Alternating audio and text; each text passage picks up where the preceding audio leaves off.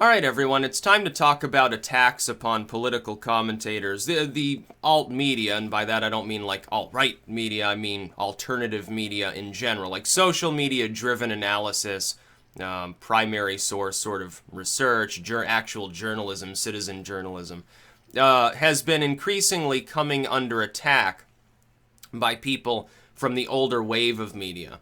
Often the partisan groups, like with Right Wing Watch, which was yesterday, I was put on a list with a bunch of other individuals. Some of the people on that list, personally in my feeling, and it's really beyond argument, but I'll just say the way I feel, is that a lot of people on that list are not far right.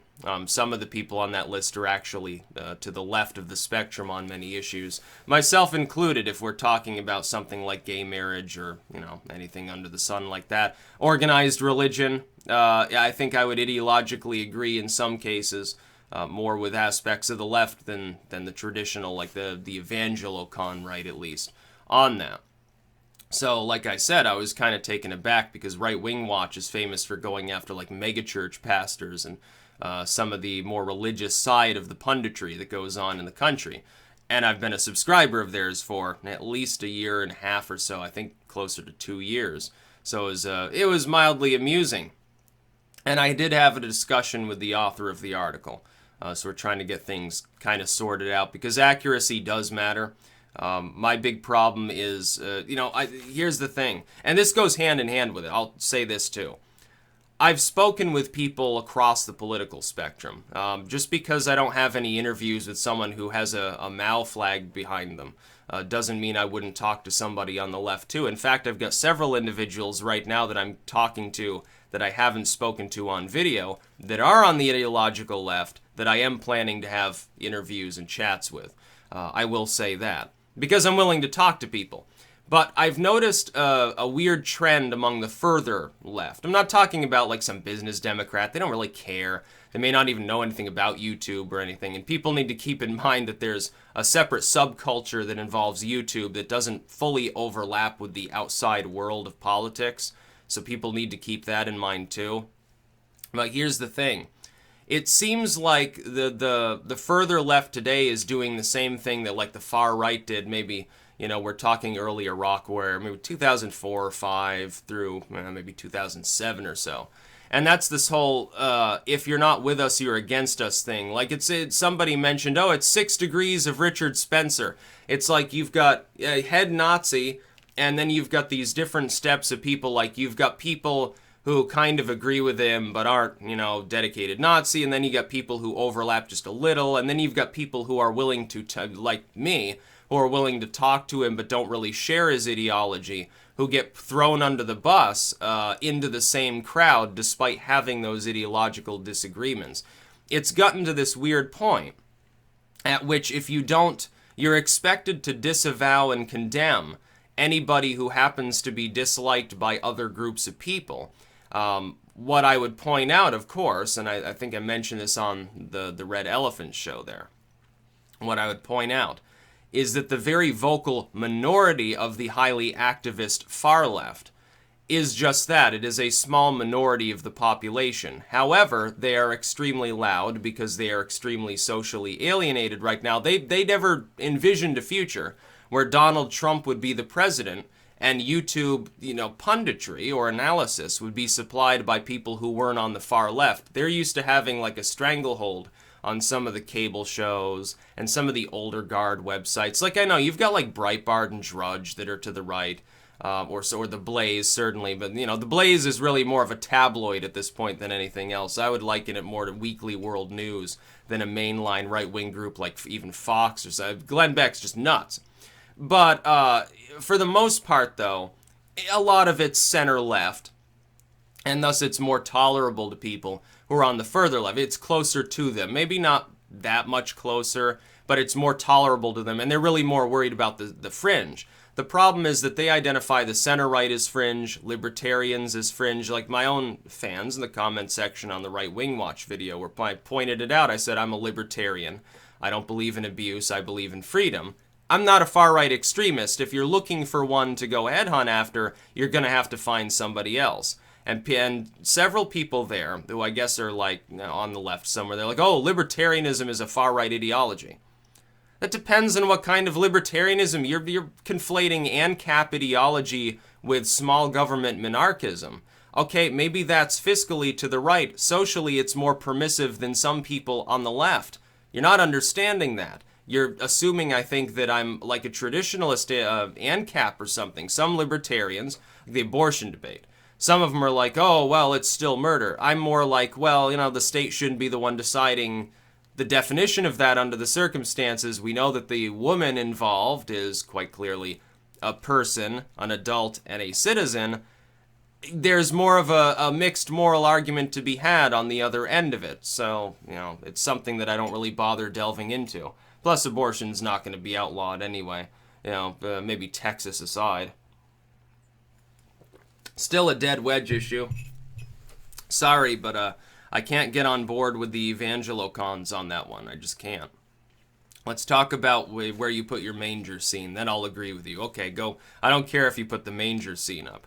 I stopped being offended by that many years ago as I matured a little bit. Now I'm like, oh, that's fine. And then the pagans could have the pagan, the upside down pine tree or something.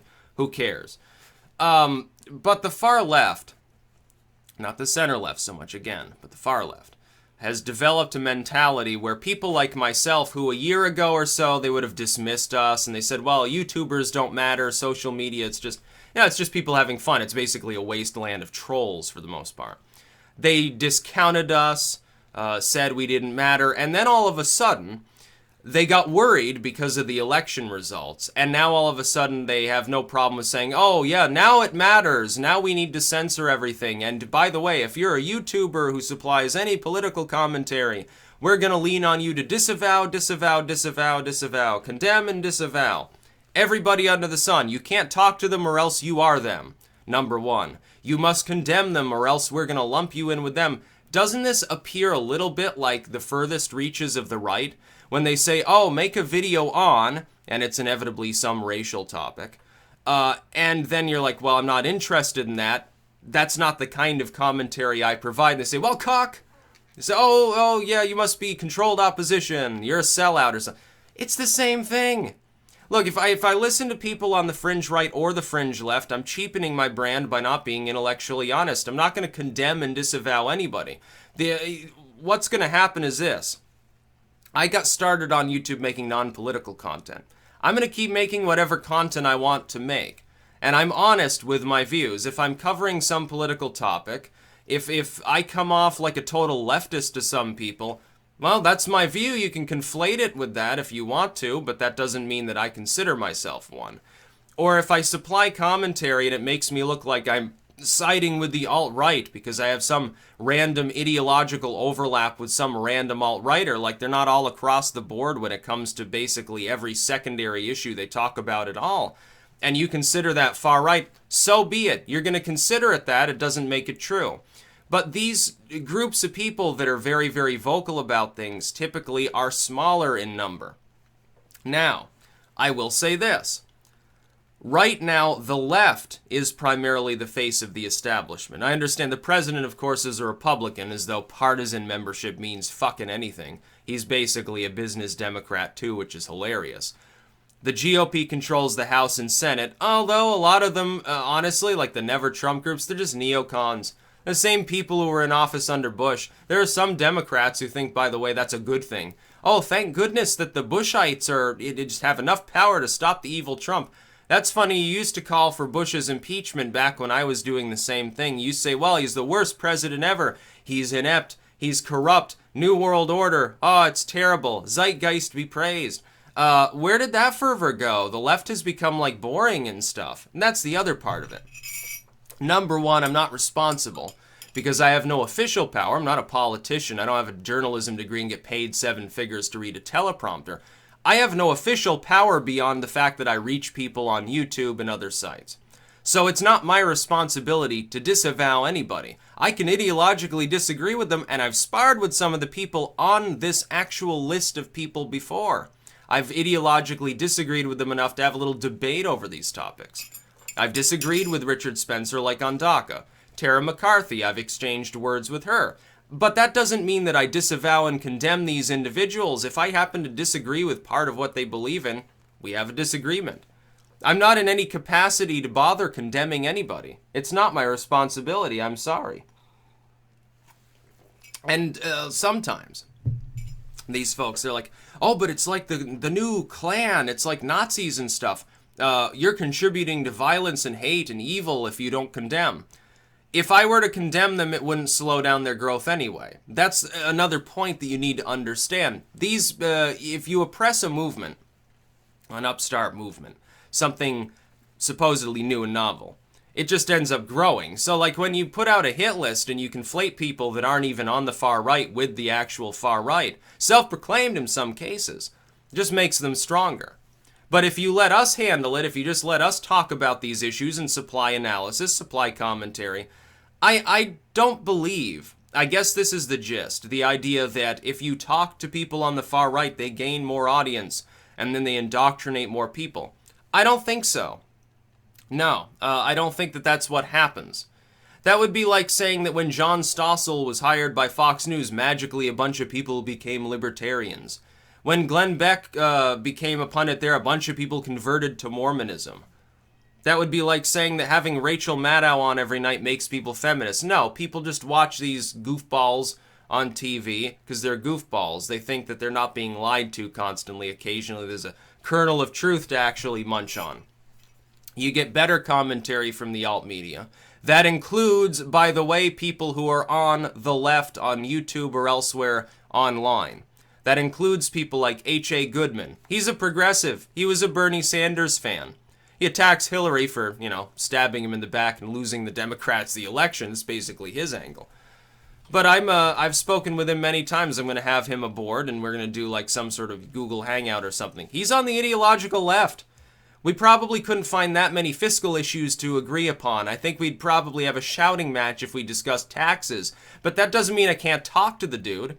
And I'm not going to sit there like somebody on the right. When I have my conversation with him, there will be people on the right who say, oh, look, Styx is talking to like this burnout, goofball. Ha, he should disavow him because otherwise he must be moving to the left. I've had people on the right say that. Oh, Styx is moving to the left now. No, I'm not. I'm telling you the same things I've always told you. You're the one that shifted in your beliefs. I've been fighting for the same thing since the Iraq War era back when W was in his first term. I was anti-war, but suddenly anti-war became a far-right ideology. I was pro-freedom. Suddenly that's become a far-right thing. That's funny. The left used to attack the far-right and say, well, they don't believe in true freedom. Now they attack them for believing in freedom too much, I guess. So the free speech doesn't extend to people that offend us. Even if they're not calling for violence at the time, they shouldn't be allowed to have a social media presence. So what do you think that's going to fucking do in the world, essentially? It used to be that being in favor of people being treated more or less equally, not in outcome, but in possibility, that was considered like to the left. Now it's considered to the right, I guess. Things have shifted within culture because we're undergoing a paradigm shift. I'm also smart enough, and here's the other thing. I'm smart enough to realize that paradigm shifts, after a while, it will calm down. People are going to get tired of the perpetual outrage, both on the left and on the right, by the way. Both of these sides will calm down.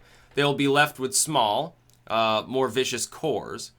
This can be unfortunate because sometimes they become violent. That can happen and probably will. It's unfortunate, but that's a truth that we've seen before.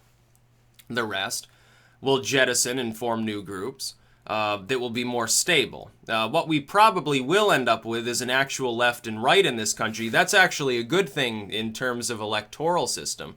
Because right now the neocons and neoliberals are so close together, they're so fused on so many issues, like, there's not much of a difference between them. Why are you even bothering to vote?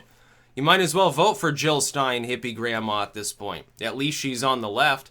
Might as well vote for Gary Johnson. At least he's on the left, but kind of libertarian in it, I guess. You might as well. You might as well vote for, Vermin Supreme. At least he's got a different platform. Might be more intelligent than somebody from the Republican or Democratic parties at this point. The old establishment is being worn thin.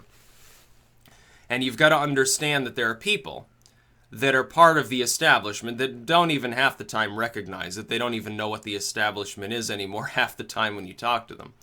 That seek to censor and sow discord, and a lot of it's not their fault. Some of these people who are on the left or right and who, get into this sort of illogical nonsense, they've just been force-fed this nonsense by other people. Some pundit convinced them of that. Some politician. Some social activist, so-called. We have to be aware of that as well. Because as the paradigm begins to end, as the old far left collapses and the old far right potentially collapses as well, and you have something new, you are going to see change, relatively substantial change. We're already seeing it now, but I mean more of it. Within the electoral system, certainly the way the map looks in 2020, in the next election won't be the same as it looked this time. We don't know exactly where it will morph to next, but it's multi-election usually that it happens. There's no big overarching issue to split them apart yet. Honestly, I think if I had to predict, I'll give you a little prediction here ahead of time. This is very tentative because we're talking about 3.5 years from now almost. My tentative prediction is that the Southwest continues to turn more blue. We saw this Arizona and some of these other states bluing. Meanwhile, the Rust Belt continues to grow more red, along with parts of the South. I don't think that it's likely that Virginia and North Carolina will be even in play. I think they'll both be solidly red in the next election.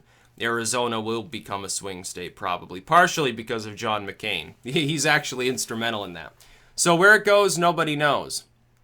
But it would be an interesting map to see because it would be unlike any other electoral map we've so far witnessed, based on the issues of the day. And those could shift, which of course would change things further. But that's what I think is going to happen. So the far left, wants me to stand with the far left, or else they want to smear me as far right. And it's not going to happen. People on the far right are doing the same thing. They say, oh, Sticks the fence sitter, Sticks the centrist. No, Sticks the person who analyzes politics is not anybody's official representative and is giving his own opinions. If you think that those opinions are centrism, so be it. Doesn't really matter to me. If you think that I'm aligned with the far right because I'm willing to talk to people who are actually on the ideological right, that's your problem. It's not my problem. You think I'm giving them leverage. I think I'm gaining leverage from them too. It's a little tit for tat, but we're all alt media. If I'm talking to somebody on the left, it's going to be the same thing. Maybe a few of their fans change their mind because they see my commentary. Maybe a few of mine change theirs because they see the other person's commentary. It doesn't really matter. We're all part of the alt media. We're sort of all in this together as well. Against the old guard of the media, you've seen their consistent attacks upon us for the last few weeks. And I predicted just after the election that this would happen. I made a video on it at the time. Legacy media attacks would continue and get worse, more vicious over time on people who are part of the alternative media. I predicted that. It has come true. Look at the New York Times last coverage. YouTube is allowing propaganda and disinfo to trend, to get on there. YouTube is spreading lies about the Las Vegas attack. Well, no. YouTube users, people who make videos, it's the point of YouTube, made videos on the subject. And they got a lot of views because people shared them around organically. That's what happened. That's how YouTube works. See, they want YouTube to work differently. They want their legacy media sites to always have the top slot in the search results. That's what they want. They want more money. Oh, trust me, that's all it's about. Which is exactly why I predicted it would happen. It's all about the money. Cable dies off. They need a new home. They're going to try to come and roost here. That's why the left and the right really need to get together on this one. Otherwise, we get screwed. That's about all. Peace out.